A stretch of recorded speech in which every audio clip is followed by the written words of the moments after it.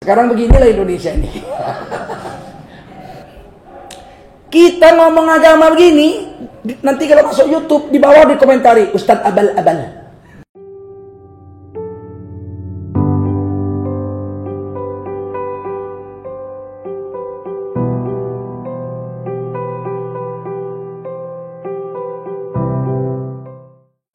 Dalam hadis qudsi Allah berfirman, hadis qudsi Allah yang berfirman, as-shaumul liya, puasa itu untukku kata Allah. Wa ana ajzi bih, dan aku yang akan bayar langsung pahalanya. Kan berarti nggak ada yang tahu pahala puasa, apalagi pahala sholat. Maka dibilang Nabi, as-sholatu imaduddin, sholat itu tiang agama. Wa man aqamaha faqad aqamaddin, siapa menegakkan sholat telah menegakkan agama. Wa man tarakaha faqad hadamaddin, siapa meninggalkan sholat dia telah menghancurkan agama. Meninggalkan sholat dengan sengaja dosa terbesar setelah musyrik. Kalau datang anak yatim ke tempat kita, Pak, aku lapar, Pak, 2 hari aku nggak makan, Pak, tolonglah aku, Pak, udah keringat dingin, kita tampar ya, Pak, pergi kau, bikin susahnya kau pikir kau aja yang susah. Misal tamparnya anak yatim, pergi kau, besar sekali dosanya, tapi nggak sampai sebesar dosa meninggalkan sholat. Datang seorang janda, Pak, aku 3 hari nggak makan, Pak, anakku udah 2 hari nggak makan, lihat Pak, udah keringat dingin kami semua, anakku udah nangis-nangis, bengkak udah matanya, Pak, tolonglah minta uang kami, Pak, paling nggak 50.000, kami mau makan bertiga, Pak, ini hari ketiga, Pak, kami nggak makan. Ditamparnya, Pak, biro, bikin susah aja kok. Tidak sampai dosanya seperti meninggalkan sholat. Karena meninggalkan sholat menghancurkan agama. Sedangkan mengusir anak yatim dan menghardik anak yatim dan mengusir orang miskin, nggak mau ngasih makan orang miskin, itu pendusta agama. Ara'aital ladzi yukadzibu bid-din, tahukah kamu siapa yang mendustakan agama? Fadzalikal ladzi yad'ul yatim, itulah orang yang menghardik anak yatim, wala yahuddu ala ta'amil miskin, dan menolak memberi makan orang miskin. Itu pendusta agama. Tapi kalau meninggalkan sholat, kata Nabi, faqad hadamaddin, menghancurkan agama. Sekarang saya tanya, mana lebih ngeri? Menghancurkan agama atau mendustakan agama? Memang sama-sama ngeri lah. Tapi menghancurkan agama paling ngeri, betul? Maka dibilang tiang agama.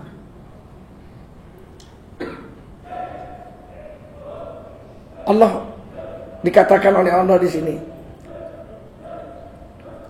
inna hadza kana lakum jazaa. Pokoknya atas semua amalmu Allah pasti bayar, nggak usah takut. Allah mampu membayarnya, sanggup Allah bayar. Kalau sholat sunat sebelum subuh aja lebih baik dari seluruh dunia dan isinya. 1,8 miliar orang Islam sholat qobliyah subuh semua. Kira-kira Allah bangkrut nggak bayar pahalanya? Bangkrut nggak? Allah bayar semua. Huwal ghani, Allah maha kaya.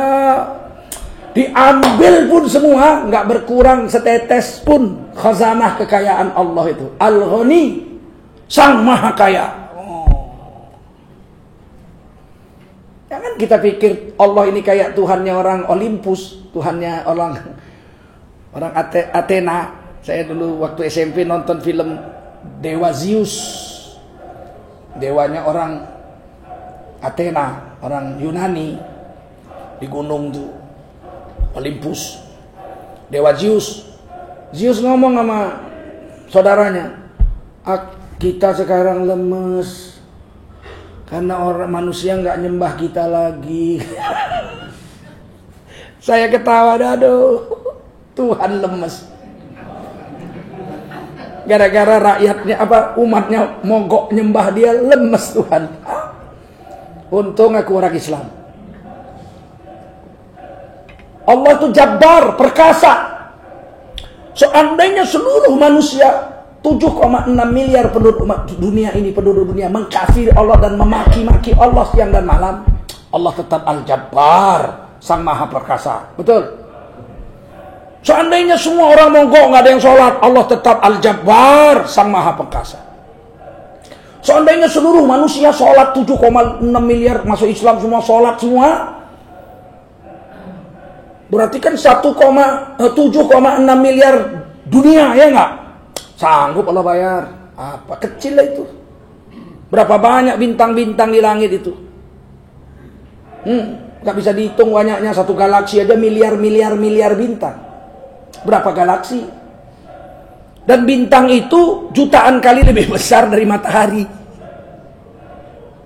Bintang jutaan kali lebih besar dari matahari. Matahari jutaan kali lebih besar dari bumi. Betul? Bisa Allah ciptakan. Apalah payahnya mengasihi sebesar dunia 7,6 miliar. Itu bedanya pemahaman anak SD dengan pemahaman insinyur ITB. Orang berilmu sama orang bodoh beda pemahaman. Tapi orang bodoh yakin bahwa dia betul. Orang bodoh yakin bahwa dia betul, diserangnya orang pandai. Orang pandai ngapain ngelawani orang bodoh? Habis waktu lah. Contoh, satu insinyur ITB lagi jalan, ketemu anak-anak SD lagi diskusi, 40 orang. Kata anak-anak SD ini, mana lebih besar, matahari atau bintang? 40 anak SD bilang, paling lebih besarlah matahari daripada bintang. Betul nggak? 40 anak SD akan mengatakan matahari lebih besar dari bintang. Setuju? Lewat anak ITB. Ini ada orang ITB, abang kita insinyur, ahli antariksa. Kami bang udah diskusi bang, 1 jam kami udah diskusi, udah kami putuskan hasilnya bahwa matahari lebih besar dari bintang. Bagaimana menurut abang? Kata mahasiswa insinyur ITB ini, keliru anak-anak. Itu bintang miliaran kali, jutaan kali lebih besar daripada matahari. Jadi bintang itu besar sekali, kecil matahari itu dibandingkan dengan bintang. Apa kata anak SD? Gila. Ngapain capek-capek kuliah jadi insinyur kalau goblok? Bagaimana anak SD ini bisa menerima pemahaman orang ITB itu? Insinyur ITB itu bilang begini, nak, kalian keliru. Mestilah bintang lebih besar dari matahari. Wah, lihatlah, nampak di mata. Kata insinyur ITB ini, begini aja lah nak, kalian sekolah aja terus sampai jadi insinyur. Nanti kalau kalian udah jadi insinyur, jumpa lagi sama saya ya.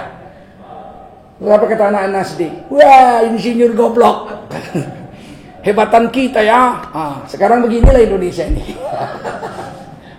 Orang-orang pintar dipinggirkan. Kita ngomong agama begini, nanti kalau masuk YouTube di bawah dikomentari Ustadz abal-abal, penebar kebencian, modal serban, jubah, jenggot, pakai daster, sudah jadi kiai. Cobalah kau tes kalau bisa. Coba. Besok kamu pakai jenggot, pakai serban, pakai jubah, nyamar jadi kiai. Coba, bisa nggak? Khutbah Jumat kau, kalau nggak ama ba'du melulu, ama ba'du.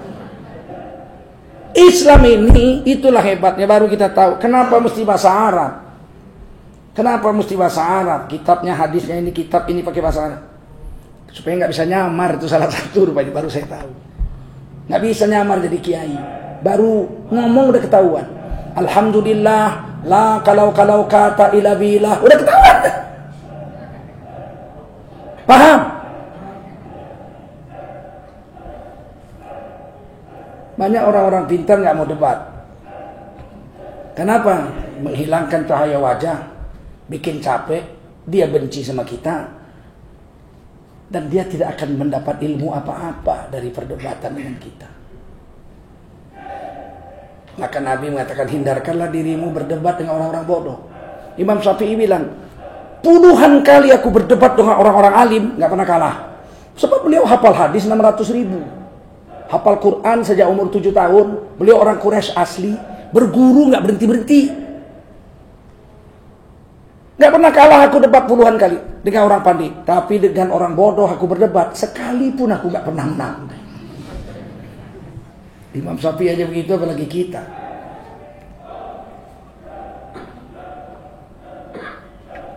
Nah, kalau sholat udahlah, puasa udahlah, haji udahlah, pahalanya nggak terhingga. Yang sering bahaya bagi kita ini, kita anggap remeh dengan amal soleh. Yang kecil-kecil. Sehingga akhirnya kita malu mengamalkan sunnah Nabi karena kita anggap terlalu kecil. Ini bahaya. Kita menganggap amal soleh ini, kita cerita tentang amal nih, Minhajul Abidin. Kita menganggap amal soleh itu kecil.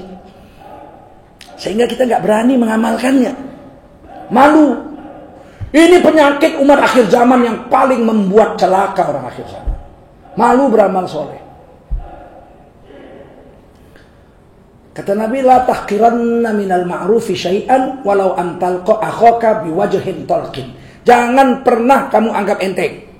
Kamu jangan anggap enteng dengan satu amal yang kecil, walau hanya sekedar memberikan sebuah senyuman kepada saudaramu orang Islam. Senyum.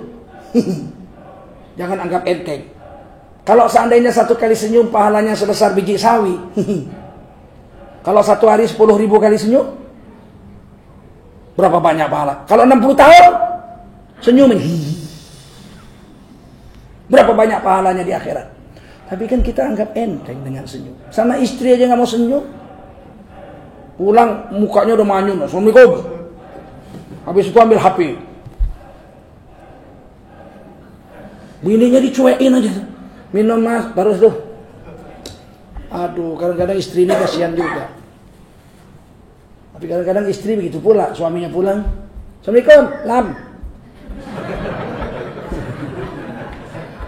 Buatin kopi, Dek. Sendiri lah, air panas ada, kopi ada, gula ada, tinggal curut, cek, jadi. Kalau aku ambil HP-nya itu kurendam di bak. Suami pulang setengah mati cari duit di luar, ya kan, kerja cari nafkah, pulang-pulang, Assalamualaikum, Lam, katanya. Apalah artinya susahnya senyum. Kata Nabi, min alamati ahlil jannah tabassam. Ciri-ciri ahli sorga itu kemana-mana senyum. Jadi di dunia udah kelihatan ahli sorga senyum. Nah, ternyata kata Nabi, ciri-ciri ahli sorga selalu tersenyum. Ciri-ciri ahli neraka udah suntuk. Di dunia aja udah suntuk. Sama bininya, sama anaknya, sama bawahannya. Ke masjid pun gitu. Merbot masjid takut sama dia. Ini orang kok nggak pernah senyum. Ayo tersenyumlah, ya. Selalulah tersenyum. Mudah-mudahan kita masuk golongan ahlul jannah, ahli surga, min ahlil jannah.